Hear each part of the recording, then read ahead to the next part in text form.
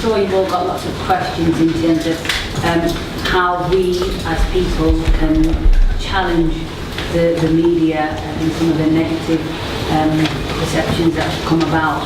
That's something that we can look at in workshops later on. Our next speaker today is Mohammed Taj, former TUC president, an individual who time and time again has championed the deal to represent. And go to Taj.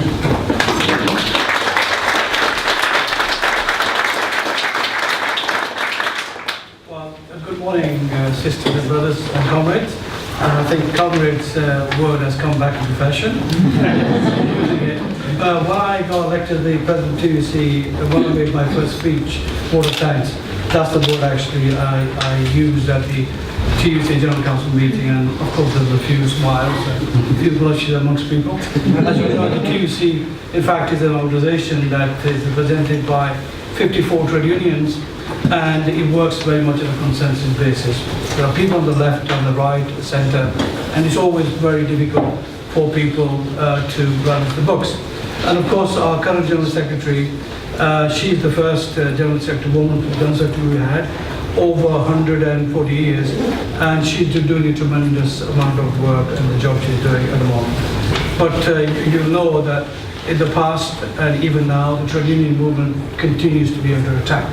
Now, of course, today I've been asked to talk about racism, and I've been really thinking hard while driving all the way from Bradford to here. Where do I start? And I think it's always best to start actually from the beginning. Let me tell you that I want to thank the NHS and the people of Britain for creating the NHS. The reason I say that is my father, who was a migrant worker, he came to England. He didn't come here to pinch jobs.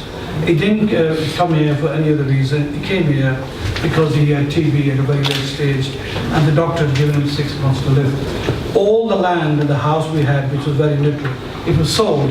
The medication could have not been purchased, bought to cure him. And he was the only child in the family. He had no brothers and sisters. And of course there was 4 of us, mother, my 3 brothers and sisters.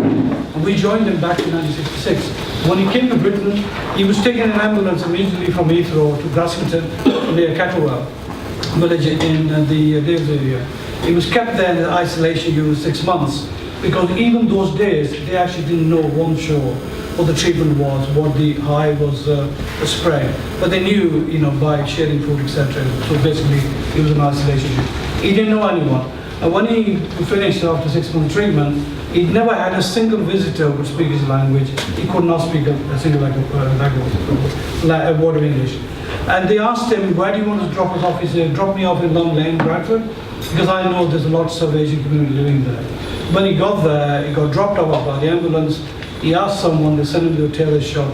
And this guy said, well, I know a couple of people who are from Kashmir, because that's where he was from, I'm from. And of course, we were put in touch, and he called us over in 1966.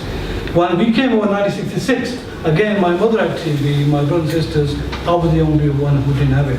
And I said thank you to the British people and Britain. And I said thank you to the NHS people, because if it wasn't for that, I would not have been stood here, because I would have picked it up sooner or later. Neither my mother would have lived up to the age of 83, or my father would have lived to 65, and my brothers and sisters were still, good health and living here and making a tremendous contribution. Let me say those who argue actually migrants don't come to contribute. I came to Britain at the age of 14 and a half, went to school for 3 months, went to college, learned basic English, which we would call it ESOL in the schools there. And after that, I had to go to work. And ever since then, I've contributed, paid my taxes, national insurance. I retired on the 7th of July this year, I'm 65. And that's why I've actually stepped back from the executive position of the TUC and the United Union this month as well. Because I think it's appropriate, we should be able to retire at the earliest age, rather than rich retiring at the 50 and the working class is living until they die, or wait till 70 or 75. It's unfair, it's unjust. We as a country can afford that. And NHS was afforded to our people, it was afforded to my father, and I say, once again, thank you for that. Let me say this about talking about racism. Why did I get involved in the union? I tell you why I got involved. I wanted to join a union because I wanted a better terms and conditions. I worked in a textile firm, and there was a dye house, and my salary used to be £10 a week, and there was a job going in the dye house which was £15 a week. And I thought, better myself by increasing pay. That's what a lot of people do, like this young man here, lots of others. Come here to better themselves. And I will say, if there is no barriers to capitalism, there should be no barriers to workers worldwide. They should be able to sell their labor. We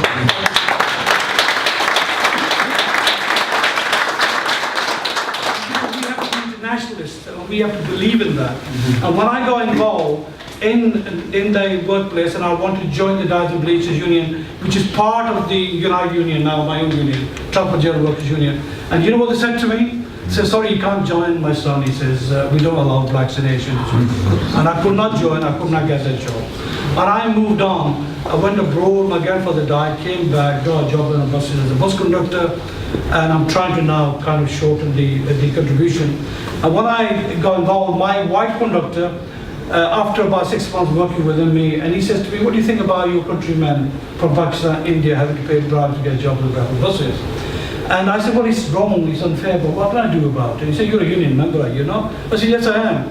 He said, let's go to the union meeting. We went to the union meeting, and we saw that was going around. We got involved with a right-wing newspaper in Leeds called Yorkshire Evening Post. They were carrying out an investigation already. After 18 months, it got completed, we helped and assisted them, and the scandal was broke. If you were a Pakistani or Indian or African Caribbean, what it was those days, people went to visit their families after 2 years, 3 years. When they went back, the fares used to be so expensive, people wanted to stay 3-4 months. The unions actually did not bother to negotiate agreements where allowed them extended leave, paid on pay, so they were having to leave. And you know why they were leaving? Because if you had less than 5 years service, you couldn't actually continue the pension scheme, so you got your funds back, the employer got their money back, and you had to pay taxes, you get the money back as well. And they could not stay in the pension scheme either. And so therefore, there was Asian men and white men involved as the go-between, charging £200 to get your job back. And when £200, you know, nowadays, talking about those days with nearly 4 months' salaries, a lot of money. And corruption and bribery, that's why I got involved. Scandal broke. The union official, the job I've done now for 35 years in my branch in Bradford, he went to prison for 18 months. The personnel manager had a heart attack in the court in Bradford, he died. And there was another guy who got 9 months. And you know, the real crooks got away because they said, that guy was dead, he took all the money, we had nothing to do with it. That's the kind of scenario, but we broke the scandal. They would not recruit, they would not allow black Asian people. And let's not forget, those of you who remember historically, some of the actually brightest people from India, Pakistan, and Africa came here, and they had the degrees, they had the education, they could apply for jobs, get jobs, but they were not considered because they wouldn't allow you because of the color of your skin. And that's actually what motivated me to stay on. I got elected as a shop steward, a branch secretary. I attended a course at Bradford College for a year, trying to encourage to recruit black and Asian workers into it. We fought against racism. You know, we used to have the NFF, National British National Party, coming into Bradford visit every few months, 3-4 months, not because we, you know, still got good curries, but we had actually some good restaurants at the time. But they used to come actually to provoke us to go into riots. I know many of my friends got arrested, and they were sent to prison, and they served. And you probably heard about the Bradford 12. Back in the 70s, they were making law with the rest of it. You know, amazing thing, I was in Switzerland over the weekend, and I was speaking on similar issues about labor movement. One of the guys I met was part of the Bradford 12, I forgot October, I met him after 38 years. And I remember him because he used to get my bus and I used to drive. And I felt sympathetic and I used to look around and used to give him a free ride. And he remembered it. He remembered it. And he saw me and he says, "You are Taj, aren't you, from Bradford?" I said, "Yes, how do you know?" He said, "My name is so-and-so." And I called him and he said, "I'm part of Bradford 12. He's now actually a lecturer in Beirut University. He writes books. And he's given me one of his books where I'm beginning to review and look at it. And he talks about racism. You know, those were the days where people used to go packing bashing on a Saturday night rather than having a curry and a Friday night.